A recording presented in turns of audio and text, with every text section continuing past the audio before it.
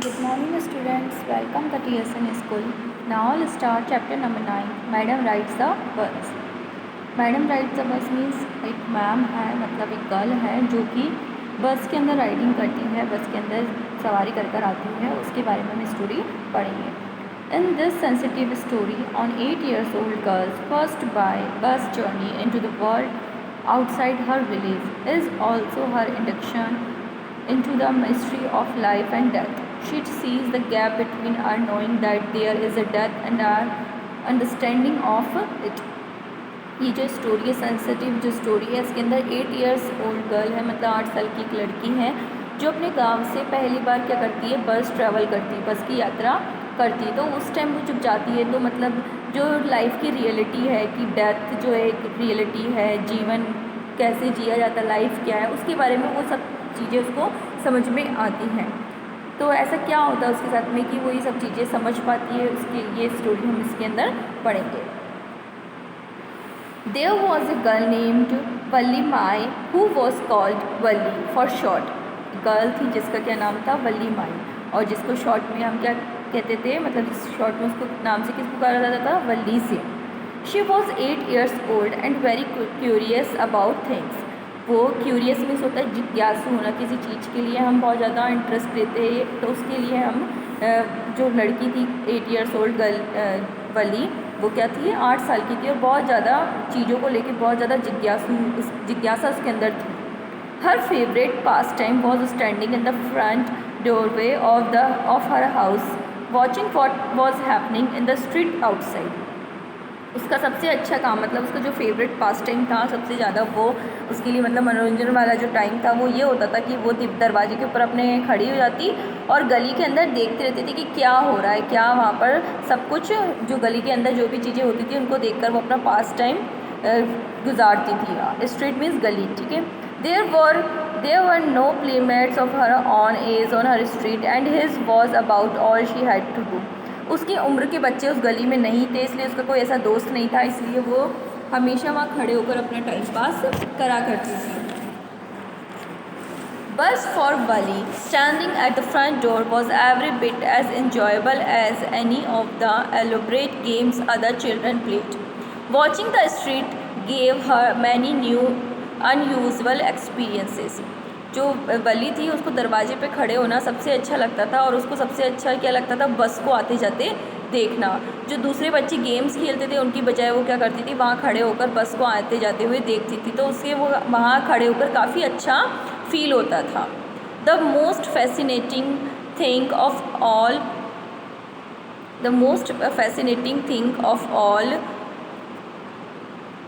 was the bus that traveled between her village and the nearest town. It passed through her street each hour, once going to the town and once coming back. The sight of the bus filled each time with a new set of passengers was a source of unending joy for Wali. सबसे मतलब interesting चीज़ जो उसके लिए होती थी, fascinating means होता है आकर्षक वाली जो चीज़ होती थी उसके लिए होती थी कि जब गांव में बस आती थी शहर से और हर 1 घंटे में वो बस वहाँ से गुजरती थी, मतलब एक बस आई और दूसरी बस वहाँ से गई, तो वो लोगों को शहर से आते हुए देखती थी और गांव से लोगों को वापस जाते हुए भी देखती थी। हमेशा नए नए उसके अंदर पैसेंजर्स आते थे, यात्री नए होते थे, उससे देखना उसे काफ़ी अच्छा लगता था और वो मतलब इंटरेस्ट उसका कभी ख़त्म ही नहीं होता था, क्योंकि बस आई, नए यात्री आए, फिर नए यात्री वहाँ से वापस गए, तो मतलब वो चीज़ें वो देखती थी तो उसे काफ़ी चेंज भी लगता था और हमेशा उसके लिए वो एक पास टाइम वाली जगह हुआ करती थी। Day after day she was the bus and gradually a tiny wish crept into her head and grew there. She wanted to ride on that bus even just once. This wish became stronger and stronger until it was an overwhelming desire. Wali would stare wistfully at the people who got on or off the bus when it stopped at the street corner. Their faces would kindle in her longing, dreams and hopes. If one of her friends happened to ride the bus and tried to describe the sights of the town to her, Wali would be too jealous to listen and would shout in English, "Proud, proud." Neither she nor her friends really understood the meaning of the word, but they use it often as the slang expression of disapproval. दिन पे दिन बीतते चले गए और वो बस को खड़ी हुई वहाँ पर देखती रहती थी। तो उसके मन के अंदर एक छोटी सी ख्वाहिश बन गई, ख्वाहिश आई, और वो ख्वाहिश इतनी ज़्यादा धीरे धीरे बढ़ती चली गई कि उसको अब क्या करना था, बस के अंदर ट्रैवल करना था, बस की एक यात्रा करनी थी। तो बहुत ज़्यादा जो उसकी इच्छा थी वो उसने एक मजबूती बना ली, मतलब इसके मन में इतनी ज़्यादा इच्छा होने लगी कि वो अभी चाहती थी कि बस वो बस की यात्रा करे। तो एक दिन जब वो खड़े होकर वहाँ देख रही थी तो उसकी जो फ्रेंड्स थी उसमें से कोई बस की सवारी करके आया था। तो उसने आके पूरे शहर की बातें उसको सुना दी। उसकी बात सुनकर जो वली है वो उस पर चिल्लाई, मतलब उससे जेलस नहीं हुई, और उसकी पूरी बात सुनने के बाद इंग्लिश में चिल्लाने लगी कि हाँ, प्राउड प्राउड, घमंडी मत बनो, मतलब तुम अगर घूम कर आ गए तो घमंडी ना बनो। क्योंकि उसका मतलब ऐसे तो कोई रियल फ्रेंड थे नहीं, अच्छे फ्रेंड्स थे नहीं, बट जो भी नॉर्मल फ्रेंड्स थे उन्होंने आके उनको स्टोरी बताई होगी। उसको सुनकर उसे काफ़ी मतलब और अच्छा लगने लगा, और उसके अंदर और ज़्यादा इच्छा जागने लगी कि अब वो जाएगी इस बस के अंदर और ट्रैवल करे, और ताकि वो शहर घूमकर आ सके। Over many days and months, Wali listened carefully to conversation between her neighbors and people who regularly used the bus, and she also asked a few discreet questions here and there. कई महीनों कई दिनों के बाद मतलब जो वली थी वो वहाँ खड़े होकर पड़ोसियों की बातें सुना करती थी जो रेगुलर बस से जाया करते थे, और उनसे कुछ चुपचाप कुछ ना कुछ प्रश्न भी करती रहती थी। मतलब डिस्क्रीट मीन्स होता है सावधानी से क्वेश्चंस करती रहती थी ताकि उसके घर वालों को ना पता लग जाए, और वो पूरी जानकारी उसने ले ली थी। This way she packed up various small details about the bus journey, मतलब जो बस से रिलेटेड जो यात्रा उसे करनी थी उससे रिलेटेड जितनी भी जानकारी थी उसने धीरे धीरे ले ली थी। The town was 6 miles from her village, जो उसका गाँव से शहर कितना दूर था, 6 मील दूर था। द फेयर वॉज 30 पैसा one way, which is almost nothing at all. She heard one well-dressed man say, but to Wali, who scarcely saw that much money from one month to the next month, it seems a fortune. The trip to the town took 45 minutes. On reaching town, if she stayed in her seat and paid another 30 paisa, she would return home on the same bus. उसने पता किया कि गांव से शहर जाने के लिए कितने पैसे किराया लगता है, 30 पैसा लगता है। और अब उसने एक आदमी को मतलब सुनते हुए बोलते हुए सुना था। एक आदमी था जो सामने अच्छी ड्रेस पहन के खड़ा था और उसने वो बातें कर रहा था, तो उसने उसको सुना था कि एक तरफ के जाने के लिए कितना पैसा लगता है, 30 पैसा लगता है, और टाइम कितना लगता है, 45 मिनट्स लगते हैं। और अब इतने पैसे तो काफ़ी अच्छी खासी रकम थी। जो मतलब वली थी उसके पास इतना पैसा तो एक महीने में आने वाला नहीं था, तो उसने डिसाइड किया कि अगले महीने तक उसके पास इतना पैसा इकट्ठा हो जाएगा, क्योंकि अगर वो सीट पर बैठकर जाएगी और जब वो वापस आएगी शहर से तो उसको फिर से 30 पैसा लगा चाहिए होगा, मतलब टोटल 60 पैसे उसको ज़रूरत थी टिकट के लिए। If she stayed in her seat and paid another 30 पैसा, she could return home on the same बस, उसी बस में वो वापस आ सकती थी अगर वो 30 पैसा फिर से देगी तो। This means that she could take 1 o'clock afternoon bus, reach the town at 1:45 and be back home by about 2:45. मतलब उसने अंदाज़ा लगा लिया कि जब वो 1 बजे अगर घर से निकलती है, घर मतलब बस से निकलती है, तो वो 1:45 पर कहाँ पहुँच जाएगी, शहर पहुँच जाएगी, और वापस कब तक आ जाएगी, 2:45 तक वो वापस यहाँ आ जाएगी। मतलब उसने पूरी प्लानिंग ऐसे कर रखी थी। On and on went her thoughts as she calculated and recalculated, planned and replanned. उसने मतलब ऐसे करके पूरी योजना अपनी बना ली थी कि कैसे वो जाएगी और कैसे वो वापस वहाँ से वापस आएगी।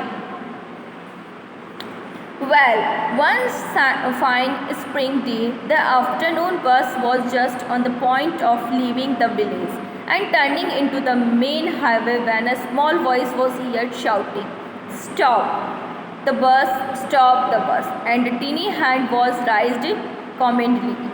मतलब एक दिन की बात है, बसंत का मौसम चल रहा था, सुहावना सा दिन था। तो दोपहर वाली जो बस थी वो गांव से चलने ही वाली थी, और मतलब जो मेन सड़क है वहाँ से वो मुड़ने ही वाली थी। इतने में एक आवाज़ सुनाई दी छोटी सी बच्ची की, बस को रोको, बस को रोको, और एक छोटा सा हाथ ऊपर आते हुए दिखाई दिया।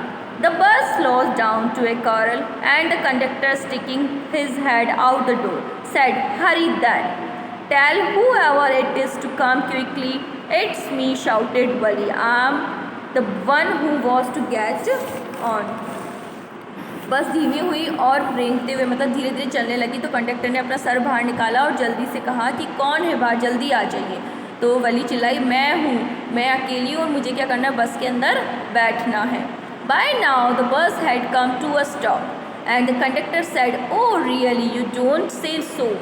तो कंडक्टर ने बस रुकवाई और कहा, अच्छा तुम हो, चुके आओ। Yes, I simply have to go to town, said Valli, still standing outside the bus, and here's my money. She showed him some coins. हाँ, उसने कहा कि मुझे कहाँ जाना है, शहर जाना है और मैं अकेली हूँ, मुझे शहर जाना चाहती हूँ। अब जो बस थी वो रुकी और वो उसके अंदर गई और उसने अपने पैसे किराया दिया, कुछ सिक्के उसने जो कंडक्टर था उनको दिए। Okay okay, but first you must get on the बस। तो जो के कंडक्टर था उसने कहा, अच्छा अच्छा ठीक है, पहले तुम बस के अंदर अच्छे से आ जाओ, चढ़ जाओ, said the conductor, and he stretched out a hand to help her. Conductor ने उसको अच्छे से चढ़ाया और अंदर बिठाया।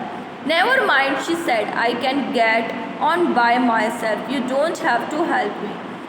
जब वो कंडक्टर उसकी मदद कर रहा था ऐसे चढ़ाने के अंदर, तो वली ने कहा, मैं खुद चढ़ सकती हूँ, मेरी तुम्हें मदद करने की ज़रूरत नहीं है। The conductor was a jolly shot, fond of joking. Oh, please don't be angry with me, my fine madam, he said. Here's, have a seat right up there in front. Everybody move aside, please. Make way for madam. Conductor काफ़ी हंसमुख आदमी था, मजाकिया आदमी था, तो उसने उस ma'am मतलब वली से कहा, ओके मैम, आप नाराज़ मत होइए और आराम से आकर बैठिए, देखिए आपकी जो सीट है वो सामने वाली सीट है। तो जो कंडक्टर था मजाकिया उनका था, तो उसने क्या कहा कि अरे अरे साइड हो जाइए, मैडम के लिए रास्ता बनाइए, मैम को आके यहाँ पर बैठने दीजिए। It was the slack time of day and there was only 6 or 7 passenger on the bus. दोपहर का समय था तो उस दिन बस के अंदर सिर्फ 6 या 7 लोग ही ट्रैवल कर रहे थे। They were all looking at Wali and laughing with the conductor. सब लोग वली की तरफ देखकर हंसने लगे और कंडक्टर के साथ में बैठकर मतलब सब लोग हंसने लगे। वली वॉज ओवरकम विद शाइनेस। इस बात से वली को थोड़ी सी मतलब इंसल्ट सी, थोड़ी सी शर्म सी आ गई। Avoiding everyone's eyes she walked quickly to an empty seat and sat down. सबकी नज़रों को उसने अनदेखा कर दिया और जाकर कहाँ बैठ गई, जो खाली सीट उसे दिखी थी वहाँ जाकर वो चुपचाप बैठ गई। So students, we will continue this lesson in our next class. Thank you.